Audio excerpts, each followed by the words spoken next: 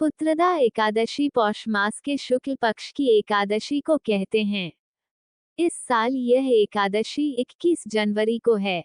मान्यता है कि यदि संतान सुख से वंचित दंपति इस व्रत को करें और विधि विधान से पूजा करने के बाद व्रत की कथा का पाठ करें तो व्रत का संपूर्ण फल मिलता है और शीघ्र ही उनके घर में खुशखबरी आती है। आइए आपको बताते पुत्रदा एकादशी की व्रत कथा विस्तार से। भगवान श्री कृष्ण ने युधिष्ठिर से कहा, राजन, पौष के शुक्ल पक्ष की जो एकादशी है उसे बतलाता हूँ, सुनो। महाराज, संसार के हित की इच्छा से मैं इसका वर्णन करता हूँ। राजन, पूर्वोक्त विधि से ही यत्नपूर्वक इसका व्रत करना चाहिए। इसका नाम पुत्रदा है। ये सब पापों को हरने वाली उत्तम तिथि है। समस्त कामनाओं तथा सिद्धियों के दाता भगवान नारायण इस तिथि के अधिदेवता हैं। चराचर गणियों सहित समस्त त्रिलोकी में इससे बढ़कर दूसरी कोई तिथि नहीं है। पुत्रदा एकादशी व्रत कथा। पूर्वकाल की बात है। भद्रावती पुरी में राजा सुकेतुमान राज्य करते थे। उनको रानी का नाम चंपा था। राजा को बहुत समय तक कोई वंशधर पुत्र नहीं प्राप्त हुआ। इसलिए दोनों पति पत्नी सदा चिंता और शोक में डूबे रहते थे। राजा के पितर उनके दिए हुए जल को बड़े ही शोक के साथ पीते थे और सोचते थे कि राजा के बाद और कोई ऐसा नहीं दिखाई देता जो हम लोगों का तर्पण करेगा। ये सोच सोचकर पितर दुखी रहते थे। एक दिन राजा घोड़े पर सवार हो गहन वन में चले गए।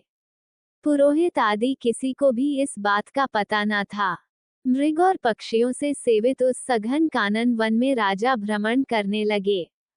मार्ग में कहीं सियार की बोली सुनाई पड़ती थी तो कहीं उल्लुओं की। जहां तहां रीछ और मृग दृष्टिगोचर हो रहे थे। इस प्रकार घूम घूम कर राजा वन की शोभा देख रहे थे। इतने में दोपहर हो गया। राजा को भूख और प्यास सताने लगी। वे जल की खोज में इधर उधर दौड़ने लगे। किसी पुण्य के प्रभाव से उन्हें एक उत्तम सरोवर दिखाई दिया जिसके समीप मुनियों के बहुत से आश्रम थे। शोभाशाली नरेश ने उन आश्रमों की ओर देखा तो उस समय शुभ की सूचना देने वाले शकुन होने लगे। राजा का दाहिना नेत्र और दाहिना हाथ फड़कने लगा जो उत्तम फल की सूचना दे रहा था। सरोवर के तट पर बहुत से मुनि वेद पाठ कर रहे थे। उन्हें देखकर राजा को बड़ा हर्ष हुआ। वे घोड़े से उतरकर मुनियों के सामने खड़े हो गए और पृथक पृथक उन सबकी वंदना करने लगे। ये मुनि उत्तम व्रत का पालन करने वाले थे। तब राजा ने हाथ जोड़कर बारंबार दंडवत किया।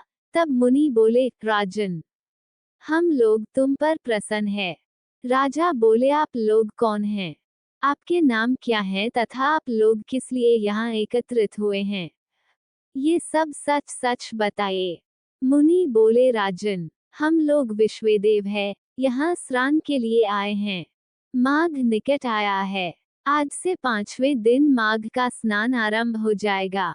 आज ही पुत्रदा नाम की एकादशी है जो व्रत करने वाले मनुष्यों को पुत्र देती है।